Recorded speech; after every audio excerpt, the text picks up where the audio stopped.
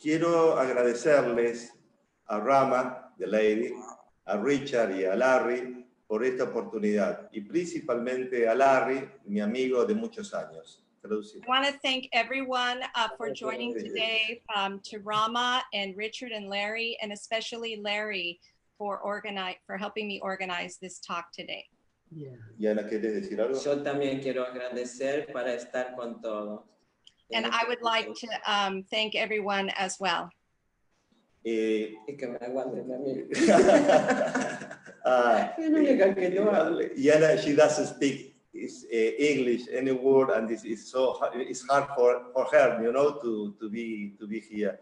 But lo que quiero es, por un lado, agradecerle a Larry. Esta reunión fue organizada por él y yo la llamé Los Amigos del Yoga de Larry. Yeah, I want to thank Larry once again for organizing today, and I'm the one that named this talk Friends of Larry. Y tengo 3 preguntas que la gente nos ha hecho. And I have 3 questions that the people have asked. ¿Quiénes son ustedes? Who ¿Quién are es Rama? ¿Quién es Larry? ¿Quién es Richard? Who is Larry? Who is Rama? Who is Richard? The same, o sea, otra pregunta es, ¿por qué empezaron yoga? ¿Qué los movilizó a hacer el yoga? Another question is, what made you start practicing yoga? ¿Y cómo ven el yoga hoy en el mundo con esta pandemia?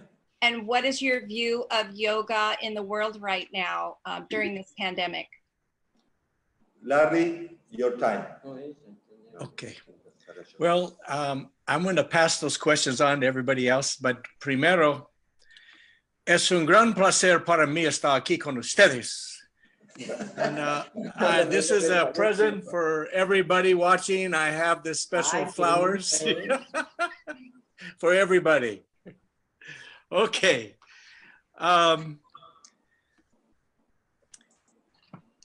The first person that I would like to speak to and maybe answer some of those questions is Rama Jyoti Vernon. And let me just say this.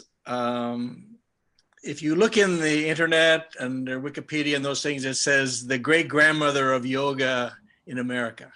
But when you look at her, she doesn't look like a great grandmother. She's beautiful on the inside and the outside. And she, more than any person in the United States, is the most responsible for all major yoga organizations. She was one of the founders of the Yoga Journal, the California Yoga Teachers Association. And the one that brought us all together is Unity in Yoga. From Unity in Yoga came the Yoga Journal conferences. In my hotel room with Richard Miller and the late Yanni Chapman and Judith Lassiter. And then so many other things she did internationally, including the Soviet American Dialogue and so many other things. So again, in my opinion, she has influenced all yoga organizations in America from the very beginning. So with all of that in mind, I'll ask a few questions. Who are the yoga teachers that influence you the most, Rama? Oh, first I want to thank you, Larry, for inviting me to be on this, and you, David. It's just so great to see you after all these years, and you, Richard, and meet Julia, and my daughter is with me to help me with the technology. And Larry, this is such an incredible question. The teachers who have influenced us the most, it's quite wonderful. I was thinking about that, and I realized I had, even though in the tenets of yoga, they used to say, dig a well only in one place. And I always felt a little guilty that I found inspiration from so many different places and so many different teachers. And I once asked one teacher, you know, it's how can I just have one teacher? And I went to teachers, and they'd say, no, you should have only one teacher. But then one day, Baba Haridas influenced me greatly in many ways before people ever knew who he was when he first came to the United States. And he said, be like the bee that sips the nectar from many flowers. Just remember, don't stay on the lotus when the sun goes down. Okay. Wow. Yeah. So I felt there were so many wonderful teachers. I started in 1950, and the only teachers of yoga at that time were the ones who were coming from India. And I started studying with a wonderful Sikh master, Dr. Bhagat Singh Thin, who taught me pranayama. And the way his arm moved through the air was the embodiment of peace. And I thought, I want that. Good place to pause. And the peace that he had was the peace that I wanted. I was 15 years old. It was 1955. And I felt I want that inner peace. And that inner peace was called yoga. And then my next teachers were the Walton Magana Baptiste, who were the parents of Baron Baptiste, who I knew when he was a little baby. And then I learned the asana. I didn't learn it before, I just learned pranayama. Then through them, I learned asana and how to combine it with meditation and the breathing. And it started to change my body. It changed my energy, and it changed me forever. Wow. And then I came to Dr. Haridas Chaudhary of the California Institute now of Integral Studies. It was Asian studies then. And I began my studies in Sanskrit and philosophies and different meditations. Do you remember what year that was, Rama, when you met Haridas? Yes, I started teaching yoga in 1967, and I found him in, I think it was 1968. He was a disciple of Sri Aurobindo Ghosh, yeah, who developed integral yoga. Yes. It was a way of living the yoga. It was about integrating yoga into every aspect of life.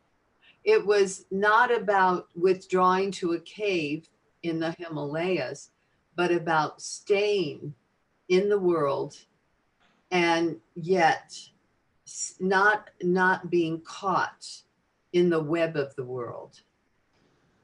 So then he opened up doors for me in yoga.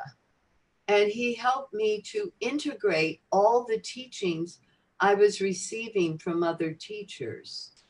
Wow. And then I met, through Dr. Chaudhary, I met Sant Keshavadas. He was a living saint of India. And it was through that teacher that I learned the vastness of the Bhagavad Gita and Bhakti Yoga. And it was through him, this teacher, that I had the heart opening, where for 2 years I cried for God. And I realized then that up until that time, I had taught yoga with a dry and empty heart. And what year would you say that was, Rama? That was in about 1969. And I would go into a class and just say, caress. I would start to teach the standing postures, and I'd say, caress the earth with your feet and love the earth with your feet. And it changed my whole teaching. After that, I went in 1970 to India and to look for Mr. BKS Iyengar. Yeah. No one had ever heard of him, but somehow his book came into my hand. And I was so impressed that the same man who did the postures was writing about the philosophy that went with it. Because I found that through asana, we open subtle channels. And in the asana, I was moving into meditative samadhi-like experiences. And here was a man who was speaking about that, where I didn't have teachers, other teachers that talked about that, except for Mr. Iyengar. And through his teachings, I learned the precision in asana, which he has given to the world. And then I also had, I had in my life earlier than that, and then I hosted Mr. Iyengar in the United States on the West Coast. And I was very, I felt very close to him. I would go to India and travel with him. He would use me to demonstrate when he was traveling. And what year is this? This was 1971, 73. So I started his organization here in the United States and his training school. So I studied with him for about 8 years. And then it was time for me, I felt, to look to the teacher within myself. So I began to just do my own deep inner practice for 6 hours a day and bring together what I had learned from very great teachers. So I had studied with very close disciples of Master Swami Shivananda from Rishikesh. Yeah. And he and nearly all of his disciples came into my life and into my home. They would come and stay with my family and I. They would give satsang in our living rooms. And one of his disciples who took care of him at the end of his life came for dinner one night. And this teacher stayed for 2 years and did Durga pujas all day long. So we had a house full. And one of them who had studied with Master Shivananda was the magnificent Mataji Indra Devi. And Mataji was such an inspiration to me. There were so few women in those days that were teaching yoga. And I always felt that I wanted to grow up and be just like Mataji. She was so magnificent in her way of being. There's many more teachers, but this is enough for me. Thank you. Thank you for being patient and listening. It's our pleasure, and that's so much to digest. I don't think any other American had such an experience. From all of these teachings, Rama, Yeah. what is it now in this moment that you would like to transmute, you'd like to share to these people? And I know there's a lot, but just a few that come up to you after all this time, after all this experience, you know. And also another way is, especially with what's going on in the world right now. Yes. I think, Larry and all, that what all that I have received from these teachings and these teachers throughout the years is to find that inner peace. That no matter how much change is going on around us, we always can find that center through yoga within us. And I found that the greatest force in the universe is that of love.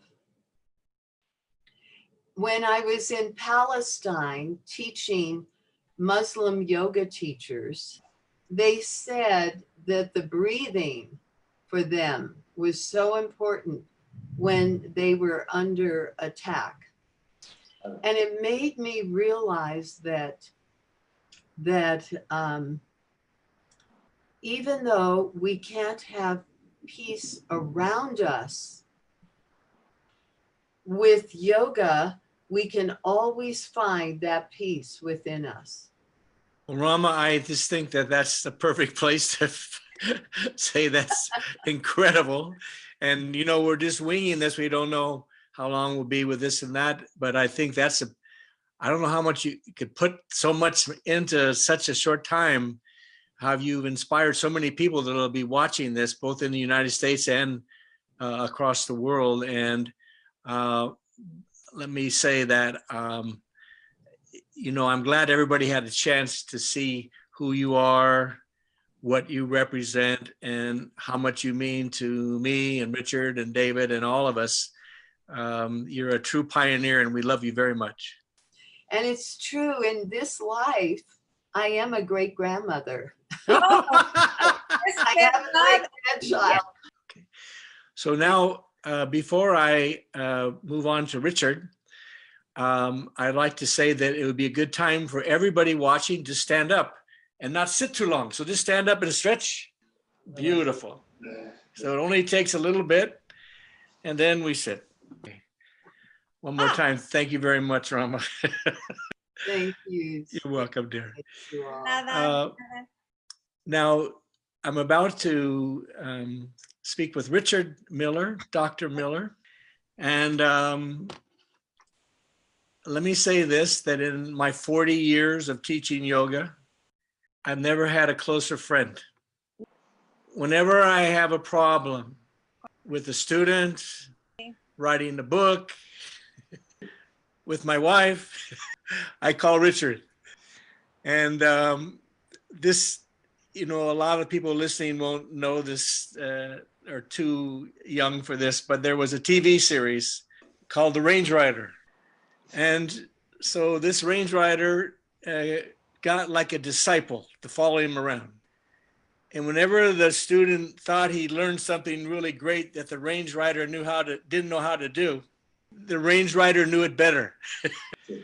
So when I say I've had a yoga studio, Samatha, for 40 years, Richard had the Marin School of Yoga much longer. And each time there was a subject that came up, he'd been studying it longer. And we've done some good things together. And I hope we will be doing more. But one of the most famous one was the International Association of Yoga Therapists. We are the co-founders. Okay. It is now in 50 countries. And we are now on the verge of licensing. But it's a decision that will have to be made in time. But we were at that point to decide whether that's where we want to go or not.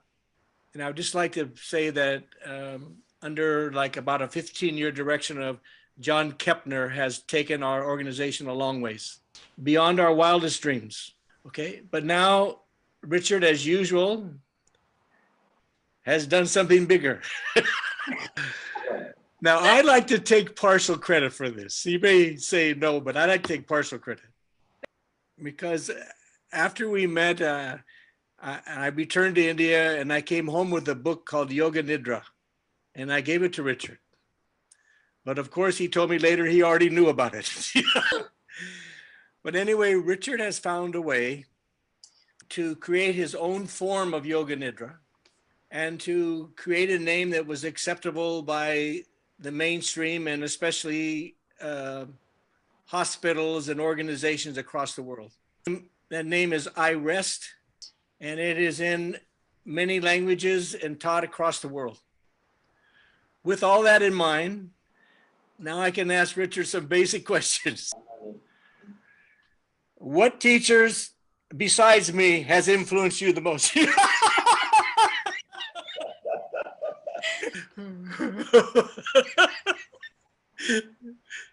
Oh. The sound.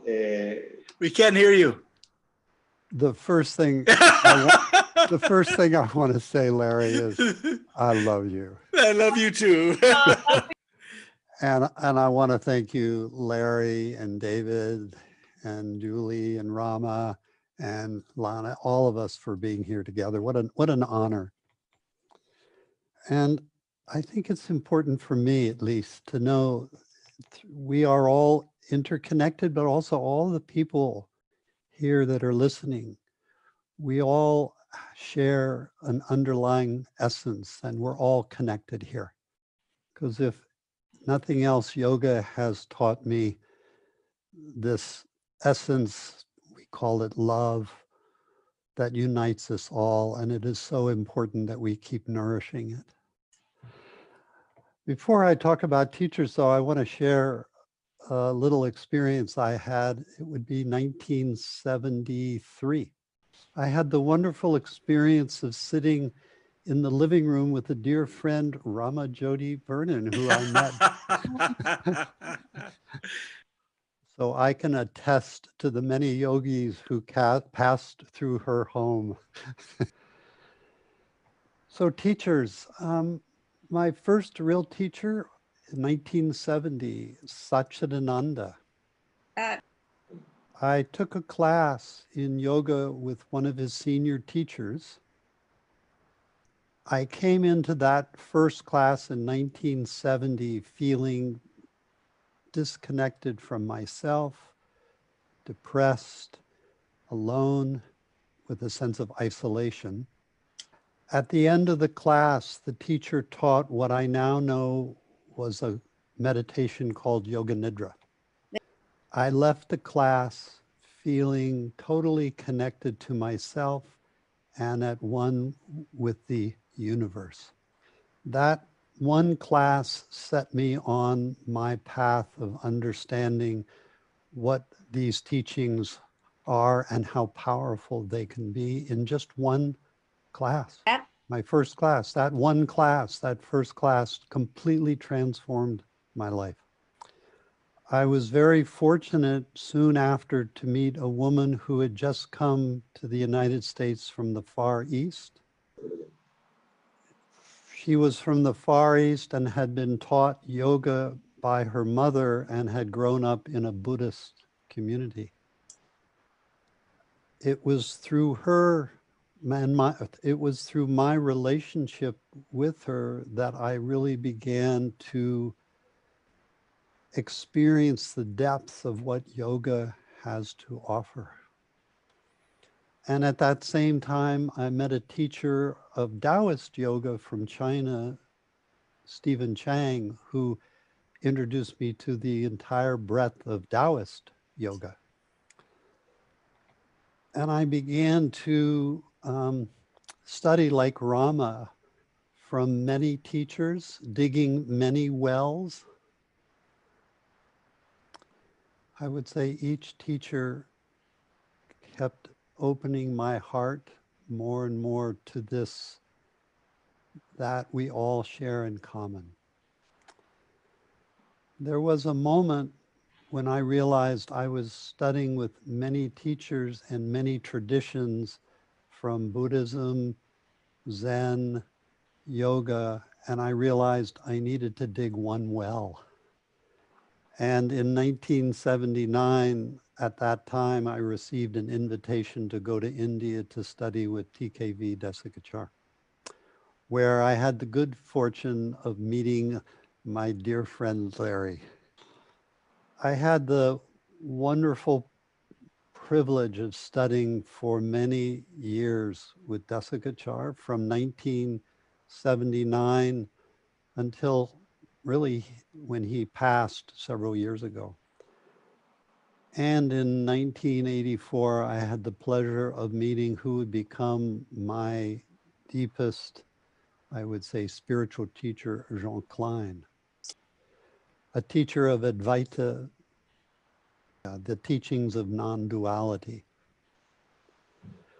Throughout all the years from 1970, I continued to study the teachings of Yoga Nidra, which were, how should I say, kept opening me to the deeper teachings of yoga.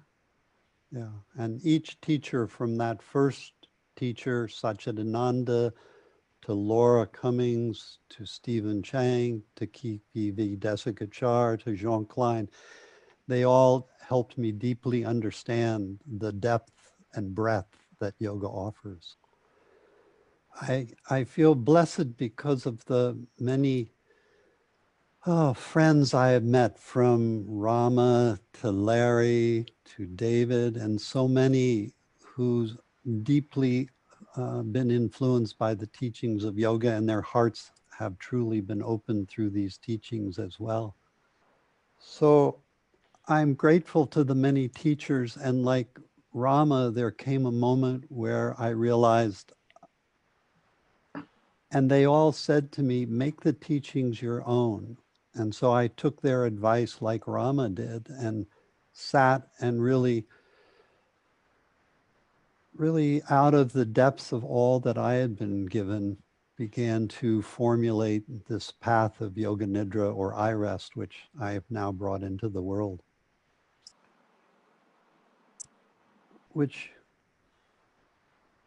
helps us understand that there is something within us that we all share in common. So in this time when I reflect on COVID, Black Lives Matter, it helps us appreciate and recognize and celebrate each of us as a unique individual, but we feel the underlying essence that connects us all. And I couldn't imagine a more important time for the teachings of yoga than in this moment, that helps us feel and experience this underlying connection that we all share, even as we celebrate our. I was saying, you know, I can't think of a more important time than right now for the teachings of yoga that honor both our diversity, each of us as unique, but where we feel this underlying essence that we all share in common. And I love how each of us, Rama, Larry, David, myself, all the teachers I know of yoga, how we are all very different in how we teach and what we teach, but we all share that deep sense of love that we want people to feel in the depths of their own soul. And it's so beautiful that we can be in a technology like Zoom or FaceTime or whatever, but still feel this connection with one another. So I'll stop there, Larry, and just. Okay. All right. It's you know, we didn't know how long this would take, and it's just working out perfectly. So I would like to finish this with a couple things. One is that, once again, the reason we're here is because of David and Yana. He came to me with the idea. And David, if you get a good response from this, I'm sure we have some more people to interview, and we can go on with this. So I would like to finish in the way that every event like this I've ever been to finished. Please put your hands together. Om.